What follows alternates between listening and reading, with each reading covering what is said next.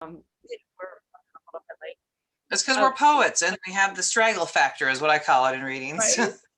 Yeah. I have the straggle factor too.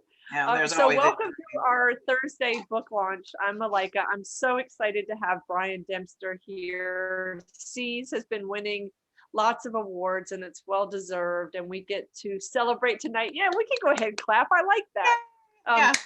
I like the fact that we get to have a small group and ask questions. And I encourage people, if you want to use the chat section, I will pay attention to it. If there's any questions, I will bring them up to you, Brian. You don't have to worry too much about the chat section because I will send it to you afterwards. And I'll also make sure that I mind, that I pay attention to it. I did put a brief bio in there. Damn, that's a bio, isn't it? Yeah, right. Yeah. I say brief because there's so much there and it's hard to know. But I did want to begin with Brian asking you to let us know where we can. I know we can go to Four Way Books, but is there a way people can get an autographed copy? Wow. Well, Martha Rhodes was kind enough. Yay.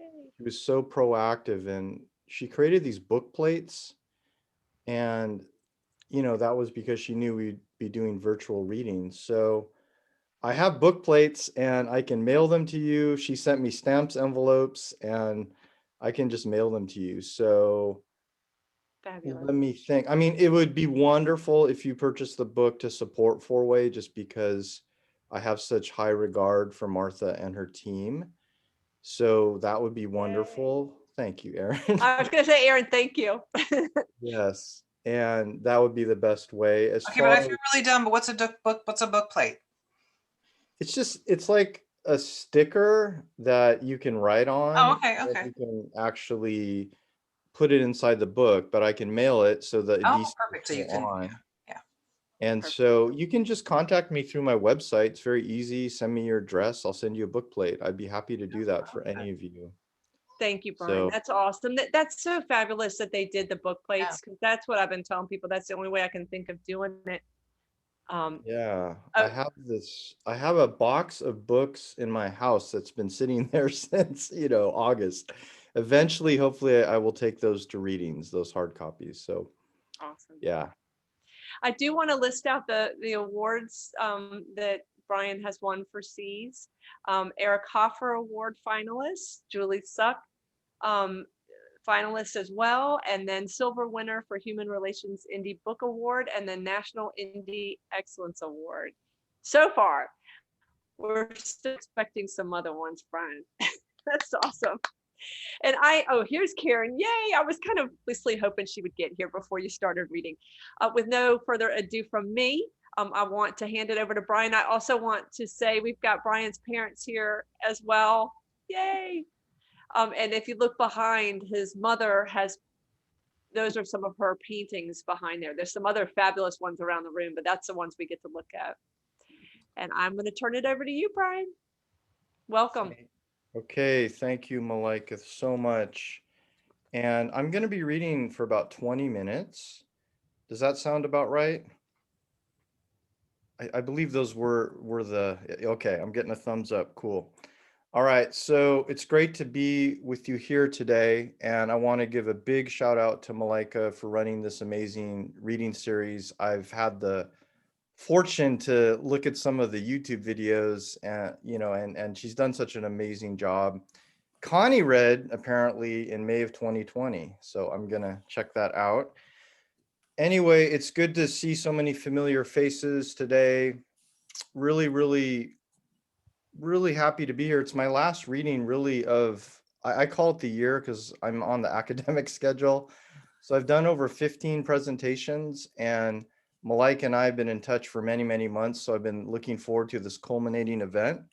So what I'm going to do today is I'll attempt to give you a taste of Seas and the arc of the book by reading a poem from, one or two from each section.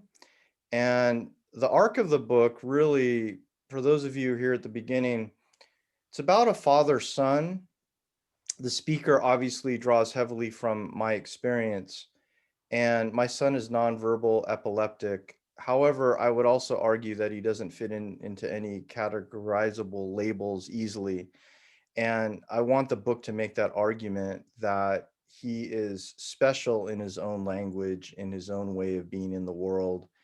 And Connie and I and Malika were talking about this notion of paradox, that we as poets rely on language, but our children to varying degrees have been nonverbal. So what does that mean? And how else can we look at language? What are the other forms of language, body language, touch, eye contact, that we can also be receptive to? So the first poem, I'll read the title poem, Seize, S-C-I-Z-E. And this sets the stage for the book. It's the second poem. Seize. Blue flame in the eye's corner, stove on high, we brace for his flint and spark, our dark surprise. His smile jolts, head unleashed, little body arched, straining in the high chair. We stand to face anything. She steadies his tray. Eggs bubble in the pot. I lunge for his spoon. His purple elephant water boils over sides. We look to each other, sense the sizzle. His bowl clattering, a reverse crater. We shake off faults, shells crack, window shut. We smell the heat, hardened yolks. His brains singed gray, the scorched black dome. We are all hollowed out.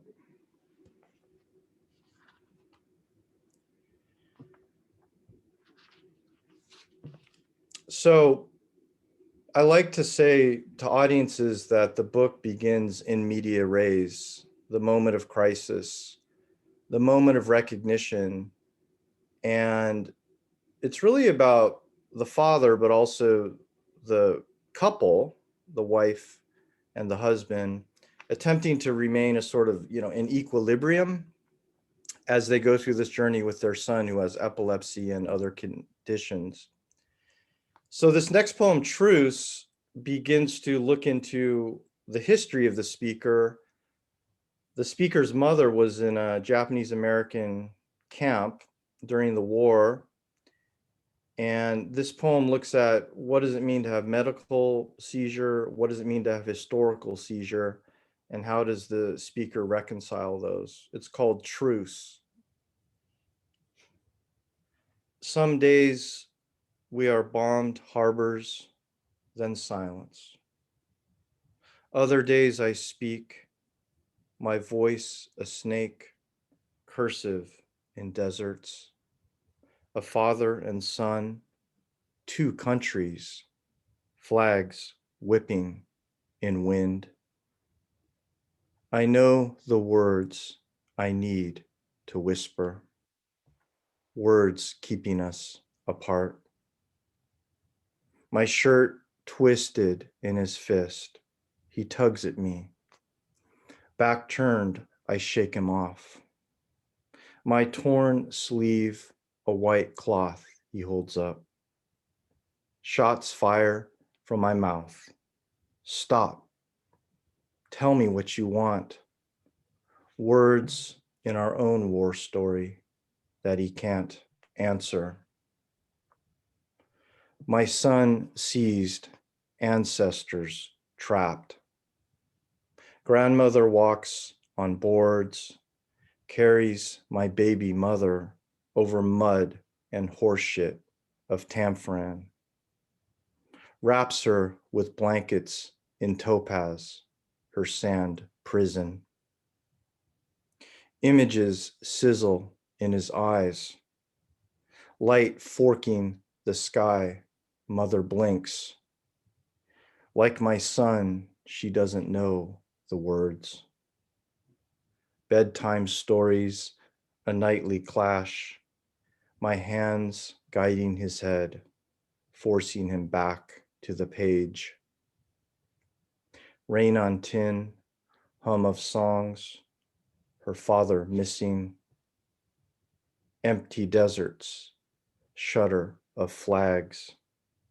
The mouth and its silent dust. between quiet and the noise, I reach the edge, almost surrender.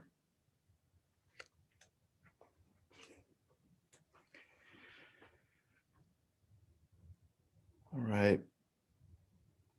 Now, Connie Post and I, you need to read Connie Post's book, Prime Meridian, and her other work, as well as Malika's poems. Malika did mention she was an Eric Hoffer finalist. That was really cool to see her name there. So I'm reading this really because Connie and I, we become good friends, and we did this book exchange of our own books, right? Because, we wanted to do a real exchange, but we did it virtually. And we were telling each other what were the favorite poems. And I had so many favorite poems of her book. I had like 20 Post-its, but I sent her like my top 10. So she sent me a top 10. I thought, okay, I'm going to read this for Connie. So this is in the second section. It's called Discovery. And I think that it speaks to where our world is at today, not just in terms of kids like Brendan and Thomas and others, but also violence against African Americans and other people of color. So this poem, what I'll do is I'll pause between the sections. They have like, stars. And so I'll just do a breath space to indicate the section break. Moves back and forth between a story about Brendan and us, and then a mythical story that I think looks at racial violence in America. Discovery. The back of their heads, my son, his son, face down, breath on cement. I dropped dark stars of cannabis on my son's tongue to calm his blood.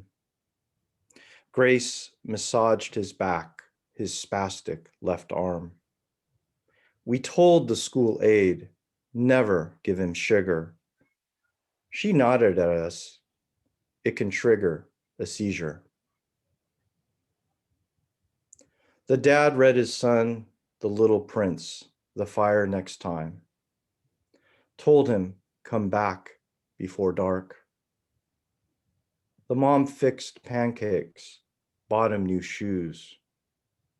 Keep your hands in your pockets. Be respectful.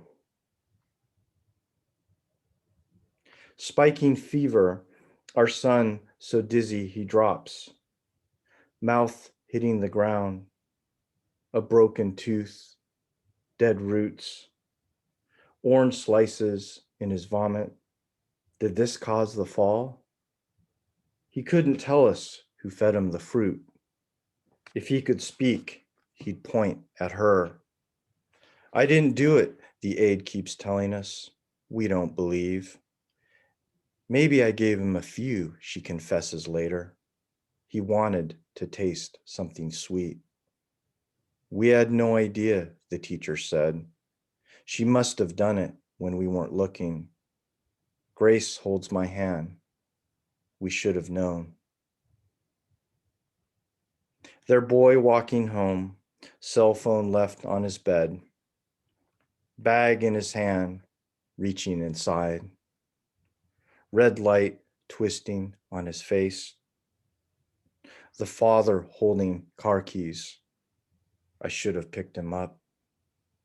The boy raised his arms.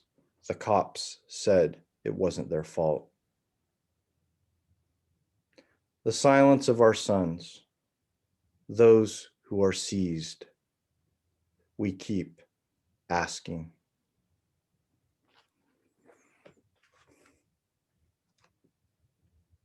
I want to do an edit. The line was keep your hands out of your pockets. I'm sure that makes a little bit more sense.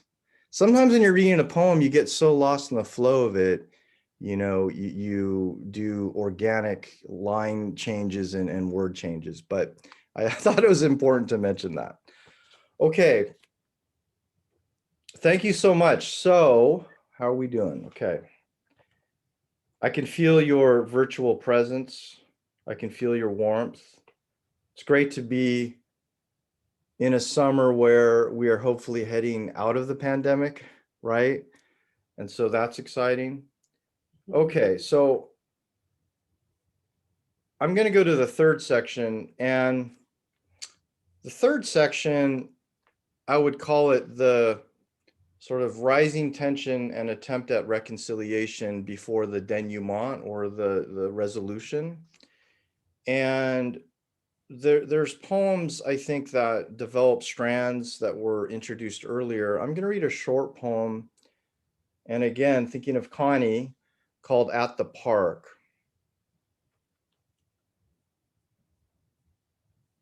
An invisible rope pulls back his head, and a hand rips the blue sheet of sky. At the edge of his world, I make out his torn voice.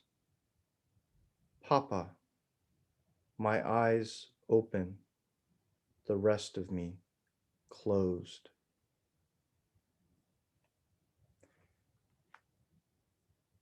By the way, the ending of that poem is my imagination of what Brendan says. So a lot of the book is about imaginings of language, imaginings of what he's telling us, and the beauty of that, and also the frustration of that, this idea that he teaches us to be more attentive to things beyond language. I'm going to read a poem because I want to give you a sense of, the book is about a father and son, but as that earlier poem about the Japanese American camp experience shows, I'm also trying to weave in other historical events. So this poem, called Nam, short for Vietnam, is about many men that I was around growing up and at the time did not really realize what they had gone through. Nam. Through your father's hands around the wood bat, we knew he'd been there. He showed us how to hit. Keep your eyes open, grab it tight, be braver than the ball. The pop of oak against leather, a club against bone. Between swings came a sudden pause, his vision hidden behind mirrored glasses, locked on the dot in the sky. His flinch as the bat made contact. After a branch snapped, an engine shot out, the real weight unknown. Buried somewhere in the canvas bag, he dragged across the field after practice, sound of helmets and balls rolling in the trunk. His rear view glance to know it was us.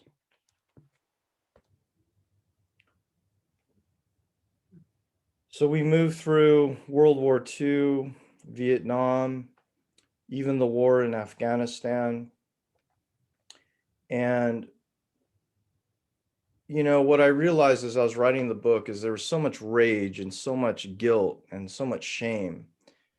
And I knew that wasn't really the only emotion that existed in this experience. It was much more complicated and holistic. So as I revised and rewrote the book, I tried to move towards a sense of grace and gratitude and love and appreciation. So I'll read a few more poems here, and I'm going to read from the final section.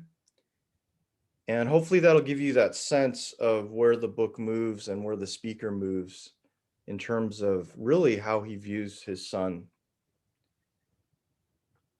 Because my parents are here, my parents, I kept telling them they didn't need to come to these readings as I saw them. And of course, I love seeing them there. I said, we can't break our streak, we can't break our perfect streak. And so, Mom and Dad, this is for you. This opens the final section. My dad, Stuart, is a renowned musician and trombonist. My mother is a painter. She did this is her painting, this cover. And my brother Lauren is a very talented cellist. My son Brendan really, really loves my family. And I think it's because they're artists and they communicate to him through these alternate forms of language, music in particular, gold and oak. The deaf hear music like gold coins in their stomachs. My boy is an oak, receives the wind of our conversation, catches scattered leaves of our words. My father's brass, my brother's string make sense to him. Gold comes out clear from the slide. Laughter folds inside the bell's rim.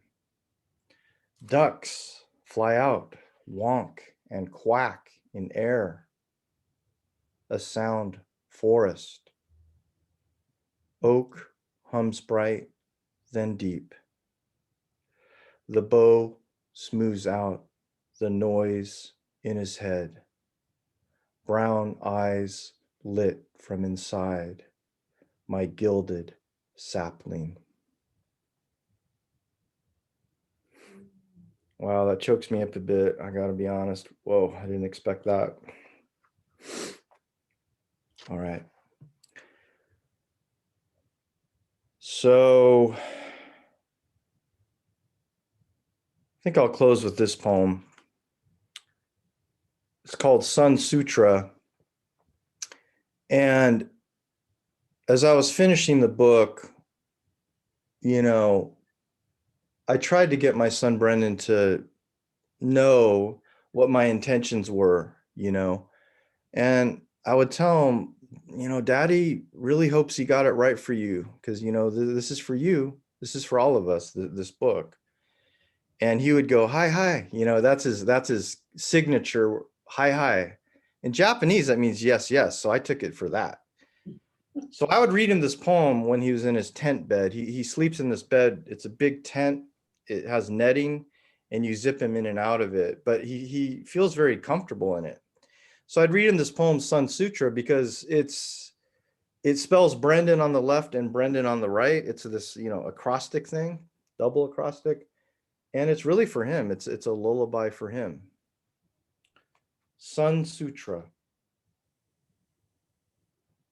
Boy of stars, sun inside, fallen without a sob. Rest against me, bending sunflower, still the flutter. Ease your head, son, it's late. No way to before. Your skull shadowed and sunlit. Turn, deepen us with your shadow words, muted sun. Say dad after me. Your scattered sun petals are sutra nightfall. I gather you, my bruised son.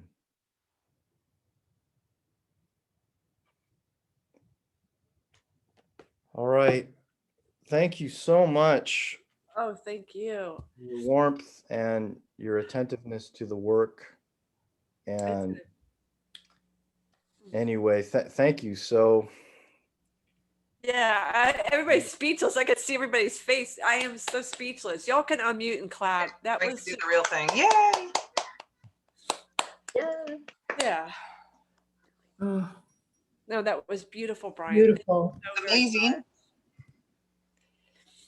And that, the sutra was beautiful. The one before, my gilded sapling, the sound forest. I just got lost in the beauty of that, and also the pain and the, you know, that trying to connect and find the language to enter into their your son's experience. I really related to, and the power of sound. And you got me thinking so much about the predominance of language being what we see as communication. But there's so much more than that for communication. I was thinking in particular how my daughter is so good with animals. I mean, just Mhm. amazingly so. I had a feral donkey, and she was the first one to ever touch it, and she would just walk alongside it. But I just am, yeah. I want to read some of the lines that stuck out to people, and when I send this to you, you'll see how lost we got in the words. The mouth and its silent dust, words in our own war story, my shirt twisted in his fist, my voice the snake. There were so many lines that he couldn't tell us who fed him the fruit. At the edge of his world, I make out his torn voice. Yeah, that was gorgeous. Yeah. Yeah. A hand rips the blue sheet of sky. Be braver than the ball. I mean, there was just so much there. My boy is an oak. And gilded sapling, several people put that in, and I gather you, my bruised son. It was just gorgeous. Thank you so much. I admire so deeply the way you capture with such clarity scenes and then very specific movements that I find fascinating. The way the head was pulled back by an unknown string. It's so vivid, and it really catches something that puts me right in that spot. So that is just amazing and breathtaking to see somebody do that. Paul said, I'm so sorry I have to run, but I love these poems and the work that you do and you are doing. Mm. If people have questions, feel free to jump in. And I can see why your parents come every time. They probably are just so happy to celebrate with you, you know, to see this, that gift. And what a talented family. It's a awesome. very talented family. Yeah. You know, one of the things I wanted to address with you that I struggle with a lot is I can read the same poem 1,000 times. And for some reason, just like what you did, there's a certain day, something just happened, whatever my emotional state is, I read the same poem. And then other times they just really, when I'm reading it, it really catches in my throat and I get emotional. Mm. Well, first of all, I'm just soaking in everything you are saying with such gratitude, and the recognition and, you know, the sense of, you know, your fellow poets and writers and artists here. And so to appreciate the craft, right? Because it took about 14 years to finish the book. And the first poem I wrote was in 2006, right after, you know, we had some recognition that something was wrong. Yeah. And it was very uncrafted, very raw, very unpoetic, so to speak. And really, it was trying to find the language that would build a bridge to others and also to make me better understand the complexity of the experience. And so something like a gilded sapling, right? You think about the trombone that my father plays, and you think about the idea of wood and gold, and then the cello being wood. And then somehow my son embodies that, right? That he's the gilded sapling, he's the cello and the trombone. So, but that's not something that you just arrive at immediately, those ideas, right? That's what I And was going to ask you. How did you come to that? I, you know, I think that a lot of what I do as a poet is I try to make connections. And so the connections might be between history and the present.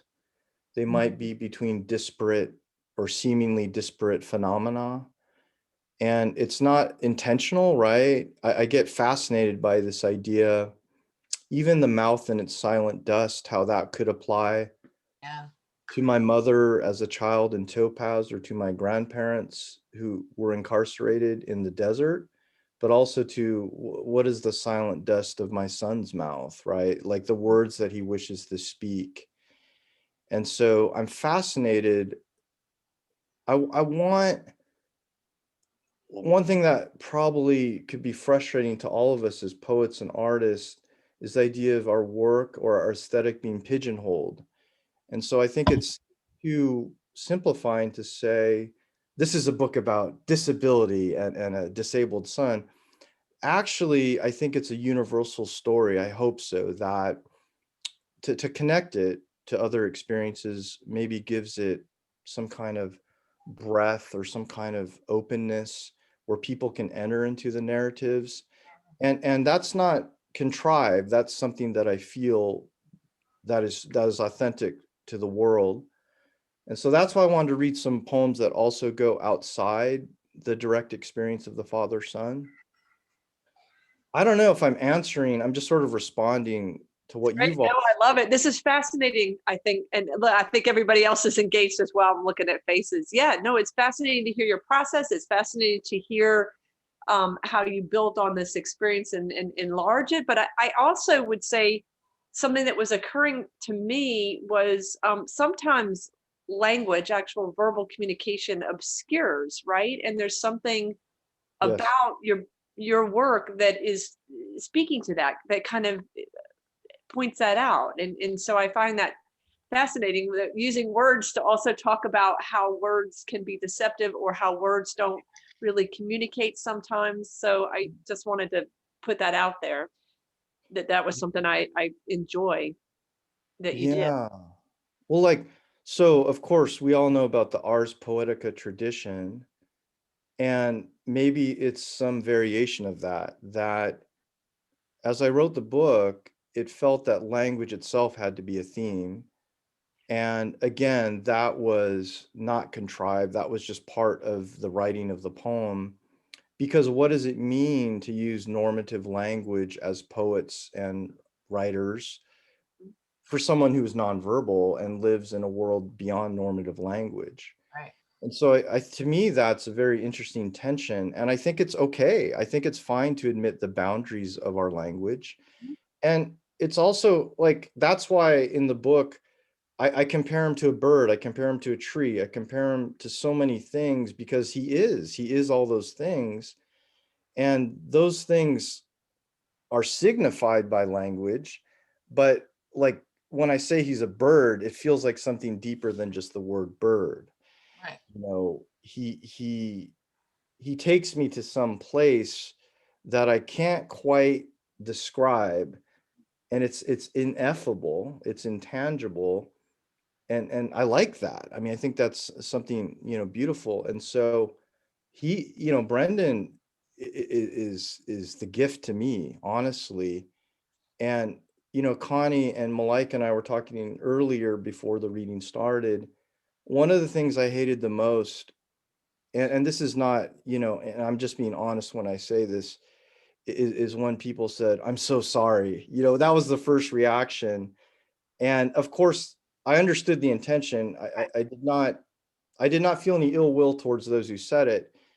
But the implication there is clear to me, which is that feeling sorry for one that has a son who's non-normative, it's sort of the implication is that having a normative son, I would not feel sorry for you, right?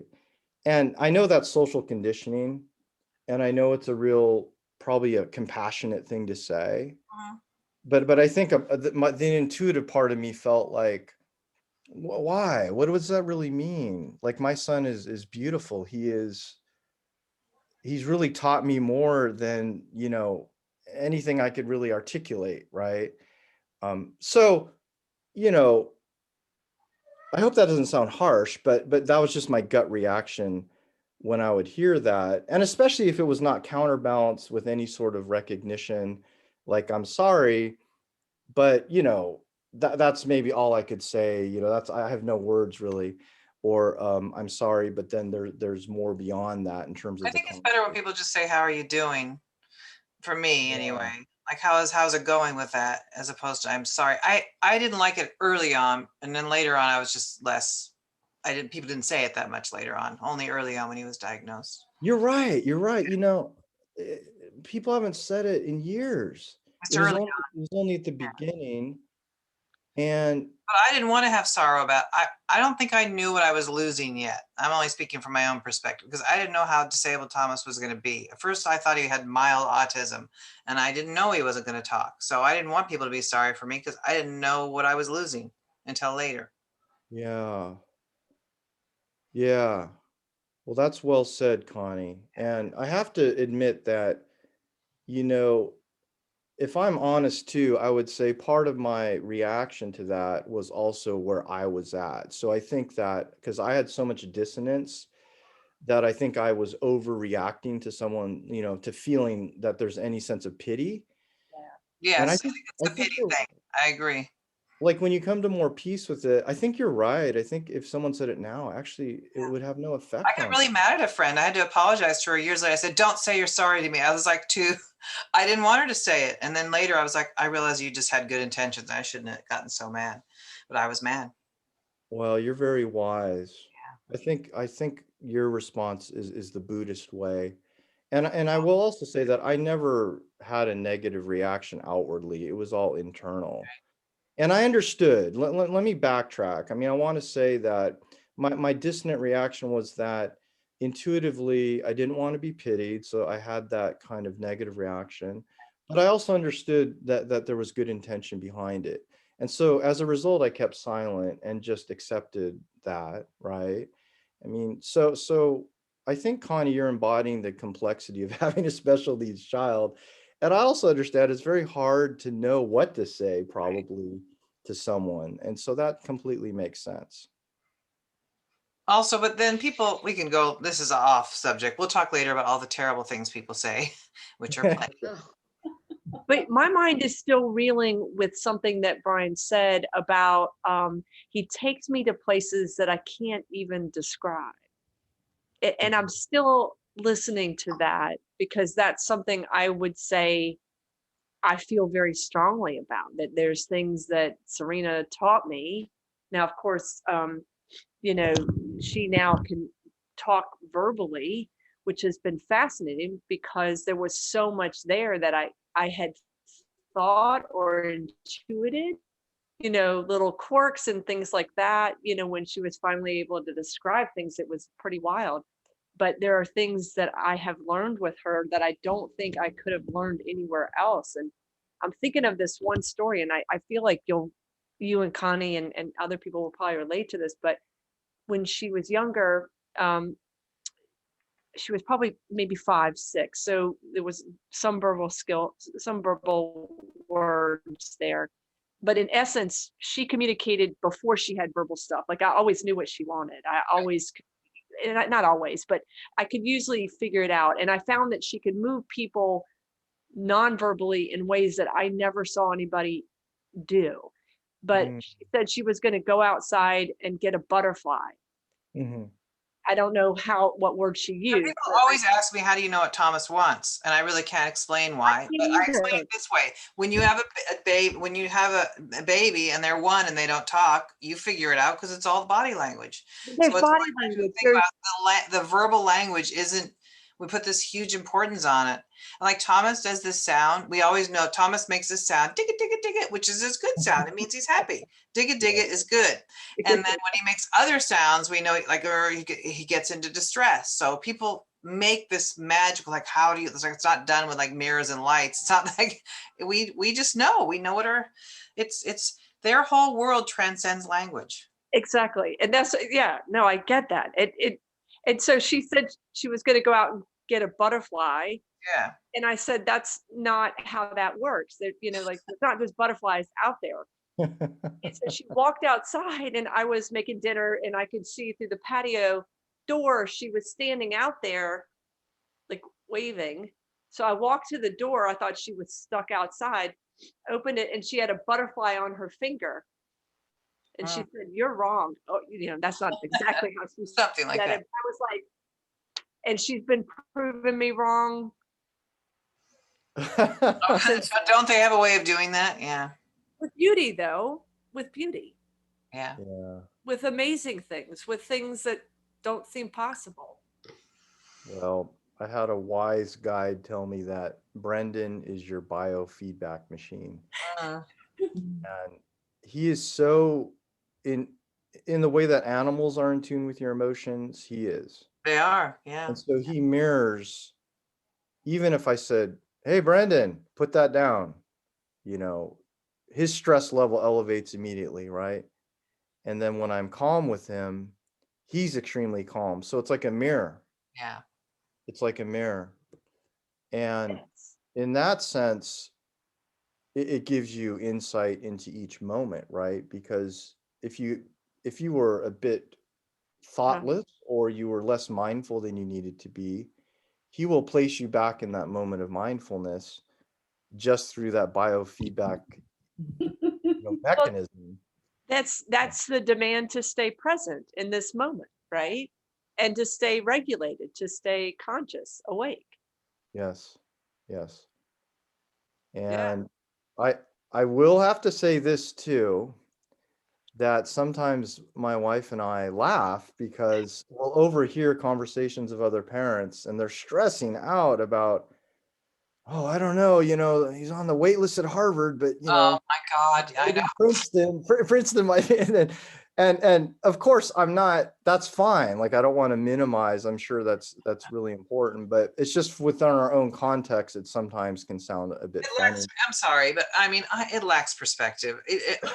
So, well, I have a thing. It's my problem, but like, and also, when Thomas was younger and he was not, I was like, people would bring their kids in for a cold or and I found myself very resentful of them having normal sickness. I realized I was just grieving. Anger is part of grieving. So for a long time, I really struggled with that, but yeah, it does. It changes your perspective on things. yeah, because I thought, wow, if he's able to draw a line or, sketch something at school with the help of his one-on-one aid, Right. I'm so Tiny elated. thing. Yeah. But let me just say that I definitely could have and would have been that parent that was concerned about those things. And so it's not judgment, it's just recognition Right. that sometimes we do get caught up in things and put more weight and importance on them than we need to. That's all. Well, people ask me a lot, why aren't you so upset about something like you bonged your car or whatever? Like, because it's metal, because it's not that important. And people find me sometimes very minimizing because I'm like, it's not that important. It seems like it's really important, but when you're dealing with what we're dealing with, it just does change your perspective on what's a problem, what's not a problem. Yeah. I mean, it's Well, a I problem, think it's a solve, yeah, but you just approach it differently. the key phrases that I hear you saying is, awareness and perspective. And I like that both of y'all are echoing that idea of awareness and perspective. Where do you stand? That's Yeah. beautiful.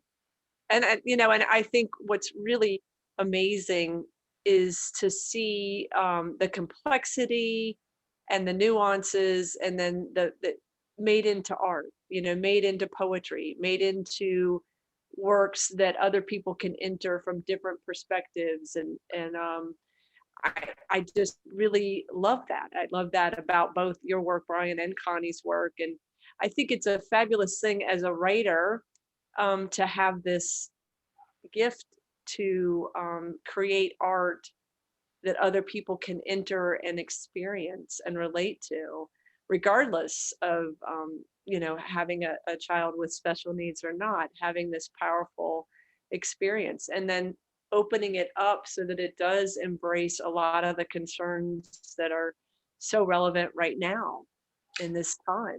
I think Brian does the best job of, let me tell you in language, the struggle of not having language. It's Right? Yeah. Hmm. In the most beautiful language, what it is to not have language. Yeah. Hmm. Hey, Karen, you're nodding. This was just so beautiful. And Brian, I just wanted to say I was so touched when you were saying, I really don't want to be pigeonholed as like I'm writing about special needs, but the poems, to me, it felt like it was a love story. It was a family love story. It didn't feel like this is my book to tell everybody about my challenges with my son. It just felt like love. It was beautiful. Yeah. Really beautiful. Wow. Well, Karen, you spell your name with a C, Karen? Yes, I can't take credit for that, but I do, yes. And your last name is the same as my father's first name, which Oh, is yeah. very cool. So I really appreciate you saying that. I don't think anyone's ever said that to me in all these readings. The idea of a love story is just, it's an incredible comment. And I'm so appreciative of you saying that, because I was terrified to publish this book. I was absolutely worried about being judged as a father and all my flaws exposed to the world. And of Oh, course, that's all ego-based anxiety. But what was funny is my friends who have quote unquote normative children, they said, look, man, we totally get where you're coming from as a parent. You think it's just about your son. It's just different levels. And so, my friends just talked about that the idea that those themes spoke to them, their utter frustration and speechlessness when their kids did crazy things. And even though we're on totally different parts of a spectrum, hopefully it taps into those universal emotions. But, as we all know, there's no controlling the reaction to your work, right? The reception of it. So you just sort of, at a certain point, when you let it go into the world, and that you have the positive intention in the writing of the work, then hopefully that is received. mhm. And it feels like, by and large, at all the readings, that the idea of love has been brought up, and that's been, I guess, gratifying. I guess it's been confirming, because the anticipation as writers of the work going into the world is largely hypothetical and imagined, But still, but it's rooted in some reality, right? Mhm. Because you've pushed yourself in the work, but it's been private for all those years. And then when you're going into the public space, you feel very vulnerable. yeah. Well, this just felt like a gift to me. It just felt like it was so real and honest and generous of spirit to share your experience the way you do through the poems. It's really beautiful. Well, thank you, Karen. Are you a poet? You are a poet, aren't you? I am a poet. What do you write about? I well, my own truths, everything, what I think about and what I Yeah. feel, and yeah, I just try to write my truths, and yeah, come from the heart. I love that. Yeah, I could tell you were deeply moved, Karen. You were being Oh, quiet. That's why I called on you. Like, I've never, Brian, ever seen her this quiet. So Oh yeah, during the reading, she usually to say. rabble rouse. Yeah. I was holding my mouth closed. I'm like, oh, yeah. Is there supposed to be an open mic portion? There Like is for indeed, and Karen? we definitely have gotten into conversation really deep. If it's okay, we'll head towards open mic, but I don't want to shut off conversation, because that's one of the beauties about having our Thursday has been very loose and conversation based, and I Yeah. appreciate that, because Brian, it was lovely to hear kind of the behind the scenes and some more about your process, Okay. and to talk real about how we approach things, or how that experience of sending things out into the world, that was very powerful. I do want to hold space for someone who I know is going through a hard time, who's here. And Christy, I'm not going to discuss what's going on, but we're going to take a moment just to send you love and compassion. And I know that you're keeping your camera off on purpose, but we'll take just to think about you and send you goodwill. Yeah, joining Malika in that. Christy.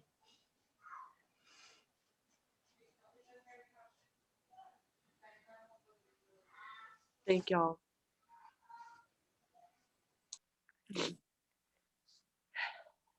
Thank y'all very much. Did somebody want to read for open mic? I know we've got quite a few poets here, so it would be lovely to hear and celebrate your voices. I actually wasn't going to, but now that we've talked so much about language, I've got one in there. But I gotta find it. Also, I have very noisy grandsons in the background, so forgive me. Like that. Oh God, Jake today. I Yeah. have a friend. I have a friend of mine that we used to use this. This is a little bit dark, but she used to use this thing when your kids are driving you crazy. It's kind of, you move Jesus Christ to violence. Oh, You know, there's been a few readings this year where Brendan, either screamed or squawked, and sometimes it just went beautifully with the poem. It was amazing. funny how that works. I think of it as like movie special effects, you know. One He's second, he's a Jacob. special. No, he's already no. It could No. just be part of the poem, Connie. It could be I part of was your gonna reading. say, work it in. We'll be having the crying in the background. Yeah. Just one second, you guys. If you want to come here and sit quietly, fine, but shush. Okay. New world, anything goes, Connie. I will in 1 second. Actually, can you guys go to somebody else because I got to go unlock my door because I did the lockout, because I did the lockdown because I didn't want him to come in. Go to somebody else. I'll be right back. Okay. Hey, Does Malika, anybody? can I ask, my computer freaked me out right before you were getting ready to start. I had my computer unplugged all day because we were having storms and it died right Heard about before that. you started. Did you all tell us how to get Brian's book? Yes, thank you for asking again, but you can go to Four Way Books and order it. And then Brian has plates that have autographs on them that they have created, Four Way Books has created. So you can reach out to him via his email on his website. And I think I have this in the chat section. Let me double check that I do. And if I don't, I will, you know what, I'll do that when somebody is reading a poem. I will bring up the website so you can get to it. Great, thank you. Okay, I'm back. Do you see Jake back there? You may wave. There, that's good. Okay. Hi. Hi, buddy. You It's gonna like, do some Mama, I want to special hear you read. effects? Okay, so I'm going to read a poem about this from my book, And When the Sun Drops, all about Thomas. And it addresses this issue that we're talking about with language. But Temple Grandin, many of you may be aware of, is a very high functioning person with autism, and she spoke at our local community college. So this is my poem in response to her speech. Speaker with autism presents at local community college at 7 p.m. Her words fall down the stage into the crevice of audience. It's 8:30 already. I look for a stick of gum in my purse, some way to taste my own words as she talks of an inner world, a dark rain, an onslaught of harsh light. She helps me understand why you flip your hands and spin around in the middle of the room for no apparent reason. She says that when you have a child with autism, you must lose the importance of language in the relationship. Now that you are in your 20s, your disability changes shape. Today, it makes more sense why you screamed so much when you were young, hit yourself throughout adolescence. She does not absorb the dialect of your silence, does not watch me brush your teeth on winter nights, put the toothpaste away and make sure the cap is on. She doesn't hear your noises at 4:30 a.m., the hymns of an unfolded prayer in my sleep. She does not watch me get up, take your hand, put you back to bed, drop the language back inside the covers, tuck it neatly around your shoulders. Mm. I think that's the end. Yes, tuck it neatly around your shoulders. Thanks. Just Beautiful. gorgeous, Connie. Just gorgeous. Mm. Yeah, gorgeous. Oh, I could sit in these. I wasn't on mute the whole time. I just muted myself. No. Actually, I think it's interesting that you Clearly. add the whole idea of mute to a whole conversation about language, but yeah. Right. No, it was beautiful, Connie. Thank you so much for reading that. Yeah, sure. Going over that same, same use of language, the crevice of the crowd. I mean, there's certain things that just hit it so perfectly that I am in deep admiration. Another interesting thing about autism is that sometimes even kids who have language, the language is very perseverative and they call it echolalia. But even when they have the language isn't always serving the useful purpose that we think of in those terms. So there's a whole other layer too. Yeah. Well, I mean, certainly ekalela is about like that stimulation or that, just the probably sensation based Or it's just perception. input. Yeah. Um, I gotta check on the dog and have you being did, good. did, anybody else would like to read? We've Read? got everybody's Embarrassed. quiet. Embarrassed. I'm the only one that read. All No, don't be. It was perfect. Karen's coming in. Come on in. Yeah. right, Karen, come on in, girl. I may have read this one before, but I don't know why I pulled this one out tonight, so I'm just going to share this one. I keep river rocks in the kitchen sink, one almost white and flat and oval, the size of the round of your palm, one golden gray and brown and round that would almost fit in a loosely closed fist, and one like a yellow fingerling potato, etched with the mystery of dark mineral rifts. And there is no special meaning here. No Father, Son, and Holy Ghost. No me, myself, and I, just 3 small stones in the kitchen sink. A reminding of something simple, of something pleasant, of something so hard yet smoothed, of something simply being. Oh, I love it. Yeah, if you haven't read that, I would remember that. Yay. No, that was lovely. Thank you, Karen. She does have those racks in her sink, though. Yeah, Laura was just here a few weeks ago. Yeah, she's. Mike wants to I learn to do really do- poetry. He's writing some, so that's why he's attending. He was giving you a Oh, pause. lovely. Yeah. Aw, Get 'em while they're young. Go, Jake. hi, Do it. Jake. See you. See you. Hey, sweetheart. My baby. Hey, Batman shirt. Very Yeah. cool. Mine is named the Redwood. That's awesome. So Laura verifies the rocks are in the said rocks are in the sink. I do have river rocks in my sink. Yes. I love it. No, beautiful poem. Thank you, Karen. Thank you Well, both. If there is no one else that would like to read, I just want to thank everybody for being here. It was nice to be in such good company and celebrate Brian's amazing book, Seas. So be well. A beautiful book. Congratulations, Brian. Yes. Awards. Yeah, The congratulations. videotape, I like Beautiful book. Yeah, let's give a Every round time of the applause to beautiful. Malika. Thank you, Hey, Malika. Malika. Thank you, Connie. and nice Absolutely to meet welcome. you, Karen. My pleasure. Thank y'all. Nice poem, Karen. Nice poem, Connie. Okay. Oh, thank you. Thank you, Brian. Right. See you all. Bye. Thank you.